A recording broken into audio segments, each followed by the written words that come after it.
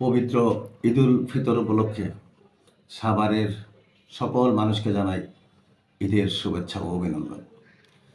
আমরা সারা সাভারে বাস করি, সকলে ঐক্যবদ্ধভাবে ধর্ম বর্ণ সকলে মিলে আসুন আমরা ঈদের এই আনন্দকে সকলে একসাথে উপভোগ করি। সবাইকে ঈদের শুভেচ্ছা। এই সাভারে প্রতিটি মানুষের মনে শান্তি ফিরে আসুক। ঈদ উপলক্ষে সবাই আমরা একত্রিত হই, একসাথে আমরা ঈদ উদযাপন করি।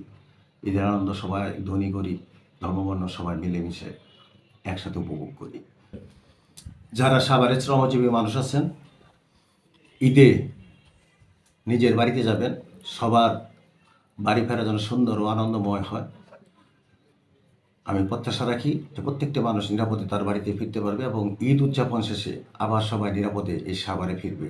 এই সাভার হয়ে উঠবে প্রাণবন্ত এক শহর। এই সাভারে যারা বর্তমানে অসুস্থ আছেন, ঈদে ঘর হতে বের হতে পারবে না, তাদের প্রতি সমবেদনা জ্ঞাপন করছে এবং সবার সুস্থতা কামনা করছি। সেই সাথে আমার দলের চেয়ারপারসন দেশনেত্রী বেগম খালেদা জিয়া, উনি অসুস্থ, তার জন্য দেশবাসীর কাছে দোয়া চাই। আমরা যেন সকলে মিলে এই ঈদের খুশিকে আরও বহুগুণ বাড়িয়ে উপভোগ করতে পারি।